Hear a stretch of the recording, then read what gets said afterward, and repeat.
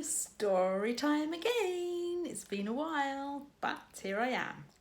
So this is stories of gnomes and goblins. Okay, so chapter 1, the lazy gnome. There we go. There's the lazy gnome.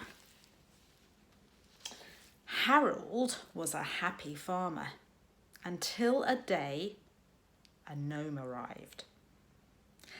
"This place looks good," said the gnome. "I think I will stay." And poor Harold the farmer could not get rid of him. There he is again, and that gnome behind him. At first, the gnome helped on the farm, but one day he went on strike and refused to do anything. And that wasn't all. "From now on, I want half of everything you grow," he shouted at Harold. And there he is shouting at Harold. He's on the table and he's shouting at Harold. And poor Harold.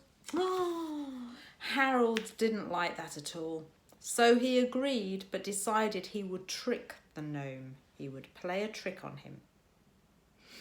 And he said, "Okay, you can have half the next crop. Do you want the top or the bottom half?" And the gnome said, the bottom half." And there they are. And that spring, Harold planted wheat in his fields. And at harvest time, Harold took the top of the wheat and had sacks full of grain. And the gnome got the stalks. "Ah," the gnome said, "you tricked me. I meant half of the field, not the bottom half of the wheat." That naughty Harold. He got the top part of the wheat with all the grain that you can eat. And the gnome got the bottom half of the plant, and it was just the stalks and he couldn't do anything with them. "Next year," the gnome said, "I'll take the top of the crop." So Harold planted turnips. And at harvest time, Harold had piles and piles of turnips. And the gnome got the top of the plant. Just the leaves, because turnips grow underground. So the bottom half were the turnips and the top half above ground were just the leaves. And there they are again. That Harold is a real saucy fellow, isn't he? The gnome was very angry. "Next year," he said, "grow wheat again. You can cut half the fields and I'll cut half. And whoever finishes first can take all the wheat." "Ah, a race," the farmer says. "Yes, and I'm smallest and fast, so I'll win," said the gnome. And there they are sitting at the table. And when the wheat was ready to cut, Harold went to the village blacksmith. He had a plan, but it needed lots of thin iron rods. And the farmer said, "I'm off to sow a late crop." And there he is with the iron rods from the blacksmith. What's he going to do with those iron rods?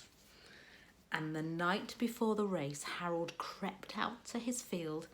He stuck the thin iron rods among the wheat on the gnome's half of the field.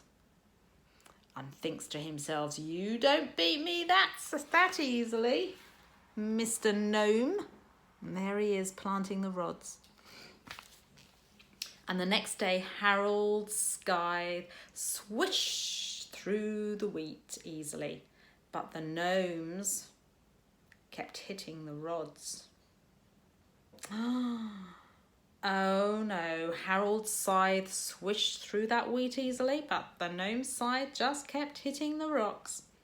"This wheat is very tough." "Oh my goodness," said the gnome. "It's very tough indeed." And every time the gnome tried to cut the wheat, his scythe hit a rod, and soon it would not cut at all. And the gnome was so angry he shouted at Harold, "How dare you trick me again? I'm leaving." And in a temper he threw down the scythe and stormed off. And Harold never saw him again. And Harold was a very happy man. There we are. And that's the end of that little story. But there are more gnomes and goblins stories to come. So I'll read those another day. Okay, lots of love.